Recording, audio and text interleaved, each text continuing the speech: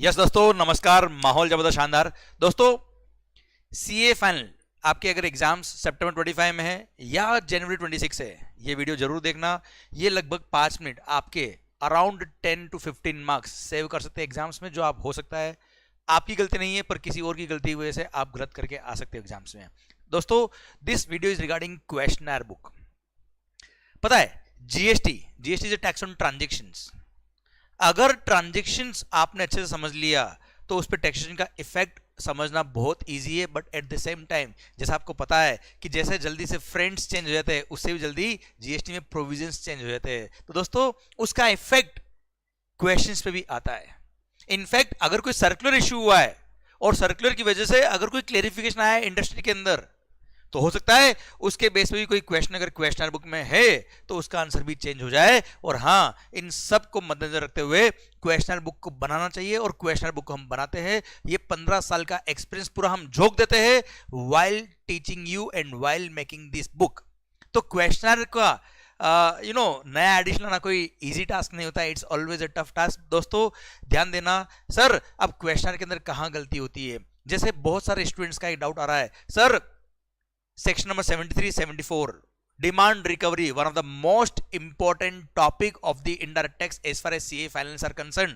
Now आपको पता होगा, अगर आपने अमेंडमेंट लेक्चर देखा है या आप अमेंडमेंट लेक्चर देखने वाले, तो आपको बता देता हूं कि सेक्शन नंबर 73, 74 अब हट के नया सेक्शन नंबर 74 ए आ गया है with effect from financial year 24-25। और हाँ, एक टेंशन स्टूडेंट्स को जनरली हमेशा रहती है कि सर अगर मान लो कोई अमेंडमेंट 1 नवंबर 2024 से हुआ है, तो मालिक वो अमेंडमेंट तो आपके लिए एग्जाम्स के लिए रिलेवेंट है, पर एक डाउट जो जनरली सबको रहता है, क्या 31 अक्टूबर 24 से पहले का जो अमेंडमेंट था, जो प्रोविजन था, क्या वो भी हमको याद रखना है? और नई डेट के बाद जो अमेंडमेंट हुआ है, क्या वो भी ध्यान रखना है? मतलब यह है कि अमेंडमेंट जिस दिन से हुआ है उससे पहले वाला भी हमको याद रखना है, उसके बाद वाला भी क्या हमको याद रखना है, और क्या एग्जाम्स के अंदर जब क्वेश्चन आएगा उसकी डेट को ध्यान में रखते हुए हमको पुराने प्रोविजंस के हिसाब से आंसर लिखना है अगर डेट पुरानी है तो, या हमको नए प्रोविजन के हिसाब से ही आंसर लिखना है? What is the reality? दोस्तों सर ध्यान देना, ये बहुत इंपॉर्टेंट बात है कि completely as far as indirect tax is concern, अभी जो आपके लिए करंटली एप्लीकेबल प्रोविजन है वो ही एग्जामिनेशन में पूछे जाते हैं और उसके अकॉर्डिंग ही आपको आंसर्स लिखने हैं। मतलब अगर कोई प्रोविजन जैसे सेक्शन नंबर 73, 74 अमेंड हो गया, चेंज हो गया और अब ये फाइनेंशियल ईयर 23-24 तक ही एप्लीकेबल है, गोइंग फॉरवर्ड नया सेक्शन नंबर 74 ए आ गया है, तो नाउ सर आपको जो एग्जाम से पूछेंगे वो सेक्शन नंबर 74 ए के रिगार्डिंग ही पूछेंगे, पुराना सेक्शन नहीं पूछेंगे। इसलिए अगर आपके पास जो क्वेश्चन बैंक है, अगर उसके अंदर ये questions according to section number 74 A नहीं है, तो सर हो सकता है एग्जामिनेशन के अंदर बहुत बड़ा ब्लंडर हो जाए।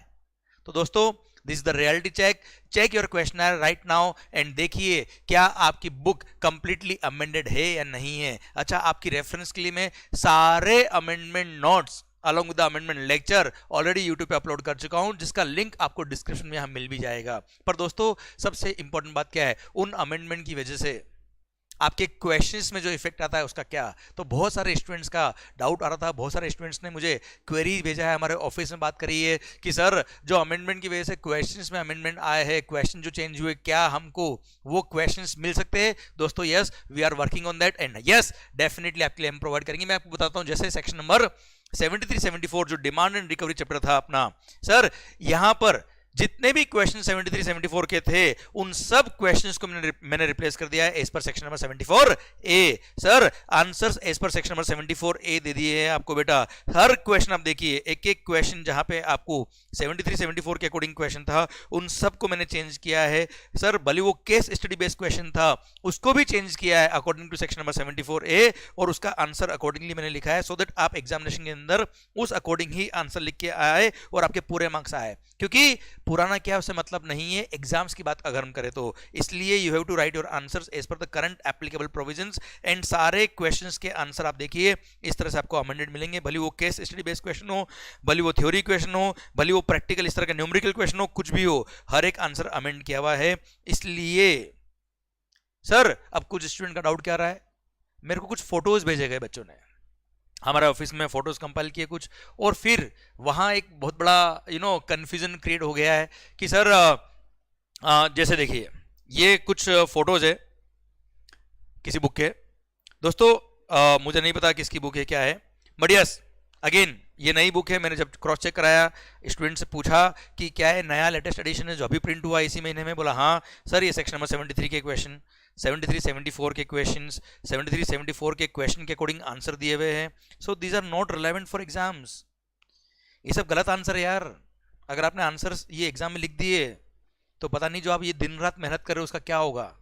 ये देखिए आप, सारे ही आंसर्स एज पर पुराने प्रोविजन से, और केवल डिमांड रिकवरी की बात नहीं कर रहा बच्चों। सर मेरे को तो कई सारे क्वेश्चंस इस तरह के मिले हैं जिसके अंदर आंसर जो दिए हैं वो पुराने लोगों के हिसाब से ही लिखे हुए हैं, मतलब your questionnaire book is not amended. दोस्तों ध्यान रखिए, आजकल हम क्या हो रहा है, we all are now being a part of doom scrolling.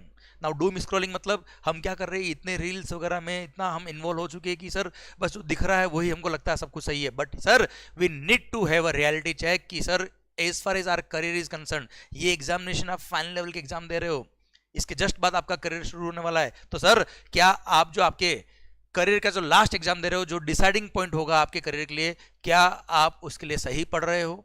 Are you following the right path? So you need to check it out. So आपसे एक रिक्वेस्ट मेरा ये है कि हमेशा हमेशा जब आपकी फाइनल लेवल की तैयारी आप शुरू करें तब हमेशा जो चीज़ सही हो उसको फॉलो करें, केवल डूम स्क्रॉलिंग के चक्कर में नहीं फंसा रहे आप लोग। सो दोस्तों इस तरह के इनफैक्ट केवल ये चैप्टर नहीं सर, कई सारे चैप्टर, ये देखिए रिवर्स चार्ज मैकेनिज्म जहां अमेंडमेंट हुआ है कि time of supply section number 13 subsection 3, इसमें क्या बोला है सर, अगर recipient is required to issue the invoice on himself under reverse charge mechanism, अगर सप्लायर जीएसटी में रजिस्टर्ड नहीं है तो रेसिपिएंट को खुद पे इनवॉइस इशू करना है। अब अमेंडमेंट क्या हुआ है कि अगर recipient is required to issue the invoice तो रिवर्स चार्ज मैकेनिज्म में सर टाइम ऑफ सप्लाई कब होगा, जब रेसिपिएंट सप्लायर को पेमेंट करता वो दिन, या फिर date of issue of invoice by the recipient himself is the time of supply, अगर रेसिपिएंट ने खुद पे इनवॉइस इशू किया है तो। क्लियर? अब सर सोचिए, ये क्वेश्चन है कि एग्जांपल के लिए देखिए आप, Mint Industries Limited a registered supplier import business support service from Green Incorporation of USA. मेरे मालिक यूएसए से सर्विस इंपोर्ट करी, मतलब सर्विस सप्लायर कहां है, out of India. Service recipient कहां है, India. Sir reverse charge mechanism लगता है और रेसिपिएंट लायबल होगा टैक्स पे करने के लिए, अंडरस्टूड। पर सर यहां पे supplier since out of India है, he is not supposed to issue the invoice, he will not issue the invoice. तो यहां रेसिपिएंट को खुद पे टैक्स इनवॉइस इशू करना पड़ेगा क्योंकि सप्लायर तो आउट ऑफ इंडिया है, वो जीएसटी में रजिस्टर्ड कैसे होगा। तो रेसिपिएंट को खुद पे इनवॉइस इशू करना है, और अगर खुद पे इनवॉइस इशू करना है तो सर ऐसे केस में टाइम ऑफ सप्लाई का सेक्शन 13 सबसेक्शन 3 का जो अमेंडमेंट इस बार हुआ है वो रिलेवेंट होता है, और वो बोलता है क्या, जिस दिन रेसिपिएंट ने इनवॉइस इशू किया है, वह ये 60 डेज वाला प्रोविजन अप्लाई नहीं होता है मेरे दोस्तों। सर जिस दिन रेसिपिएंट ने खुद पे इनवॉइस इशू किया वो दिन, या date of making payment which ever is earlier is the time of supply, तो उस अकॉर्डिंग अगेन ये आंसर क्या है, एब्सोल्युटली रॉन्ग है। तो सर आप लोग प्लीज प्लीज प्लीज ये ध्यान रखिए कि जब भी आप अपना क्वेश्चनर बुक देखें सर कंप्लीटली अमेंडेड होना चाहिए। और हाँ, मैंने आप लोगों से वैसा बोला है कि सर जितने भी अमेंडमेंट्स हुए क्वेश्चनर बुक के अंदर, ये अमेंडमेंट का पीडीएफ मैं आपके लिए अपलोड कर दूंगा, and I will provide you the complete amendment PDF of this questionnaire book also, so that आपके एग्जाम्स के लिए आपको कोई रिस्क ना उठाना पड़े। और हाँ, this video is not only for those who have boat the lectures from me, या जिन्होंने अपनी बुक ली है, केवल उनके लिए नहीं है। जिन भी स्टूडेंट के पास कोई भी इंडायरेक्ट टैक्स की बुक है, आप लोग अपनी बुक के अंदर ये जरूर चेक करें कि क्या उसमें सारे अमेंडमेंट कवर किए या नहीं किए। अगर नहीं है तो सर ये सारे अमेंडमेंट आप इनकॉर्पोरेट कर ले, और in fact not only this attempt, हो सकता है पिछले अटेम्प्ट के जो अमेंडमेंट थे वो भी इनकॉर्पोरेट नहीं हुए, तो वो सब आप ध्यान रखिए। मैं जब अमेंडमेंट करने बैठता हूँ पूरा अपना एक्सपीरियंस झोंक देता हूँ साहब, और पूरे एक्सपीरियंस को यूज करके आपके लिए क्वेश्चनर बुक बनाता हूँ, जिसके अंदर पर्सनली मैं खुद बैठ के सर एक एक क्वेश्चन को अमेंड करता हूँ। जैसे जीटीए, मैंने आपको बताया ना कि सर्कुलर में अगर कोई सर्कुलर में कोई क्लैरिटी दी है, जैसे जीटीए को लेके एक सर्कुलर आया था, उस सर्कुलर की वजह से जीटीए ने जो सर्विसेज दी है उसके आंसर में भी चेंज हो गया। जैसे अग्रवाल कैरियर्स, ये मॉक टेस्ट पेपर और सीए फाइनल के एग्जाम का क्वेश्चन है 5 मार्क का, जो आपको क्वेश्चन बुक में क्वेश्चन मिल जाएगा। अब इसका answer is amended as per the latest circular, तो आप जरूर चेक करें कि आपके क्वेश्चन बैंक के अंदर ये सारे अमेंडमेंट कवर हुए कि नहीं हुए। जैसे मिंट इंडस्ट्री वाला भी जो मैंने क्वेश्चन बताया, ये रहा मिंट इंडस्ट्री लिमिटेड, ओके, इसका आंसर मैंने चेंज किया यार, it import business support service from Green Incorporation of USA. Invoice raise किया है इसने, तो मैंने मॉडिफाई किया इस क्वेश्चन को. So in our book every question जहां अमेंडमेंट हुआ है वहां पे आपको आंसर अमेंडेड मिलेगा, मॉडिफाइड क्वेश्चन मिलेंगे according to the current applicable law. And you should prepare with the best, क्योंकि अल्टीमेटली आपका करियर का सवाल है. इस तरह के मैंने जहां पे भी अमेंडमेंट थे वो सारे अमेंडमेंट्स आपके लिए इनकॉर्पोरेट किए हैं. एंड यस, मैंने डिमांड एंड रिकवरी चैप्टर का जो पीडीएफ है, पूरा क्वेश्चनर बुक का पीडीएफ, ये पूरा मैं आपके लिए ऑलरेडी शेयर कर चुका हूं ऑन सोशल मीडिया प्लेटफॉर्म. जैसे अपना टेलीग्राम का ऑफिशियल चैनल बना हुआ है, ऑफिशियल ग्रुप बना हुआ है, और मैंने जितने भी स्टूडेंट्स ने अपने लेक्चर्स ले रखे हैं उनको भी प्राइवेट लिंक दे रखा है, वहां पे मैंने ऑलरेडी शेयर कर दिया है. Now I will put this publicly also, क्योंकि देयर आर मेनी स्टूडेंट्स जो हो सकता है मेरे से नहीं पढ़े हो सकता है जिनके पास बुक कोई और हो, कोई फर्क नहीं पड़ता है.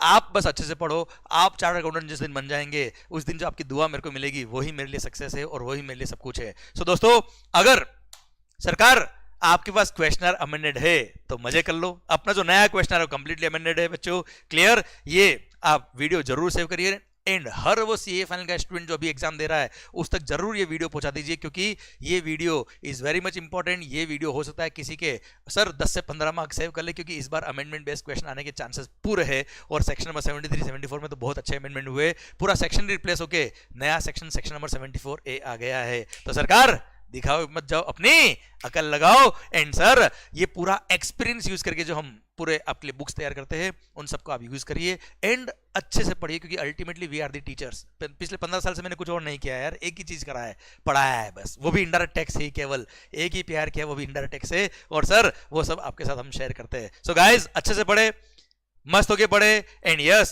सर, अपने करियर के लिए हमेशा सही पाथ चूज करें and do take the help of experts. और जो एक्सपर्टीज है वो आप यूज करिए, सो दैट आपकी वो हमारी जो एक्सपर्टीज है वो आपके लिए यूज आ जाए आपके करियर बनाने के लिए. All the best guys, thank you so much, love you, take care, bye bye. और हाँ सर, अगर आपने इस वीडियो को लाइक नहीं किया है एंड शेयर नहीं किया अपने दोस्तों के साथ में, कमेंट नहीं किया है, तो शायद आप मेरे साथ चीटिंग कर रहे हो. All the best, thank you.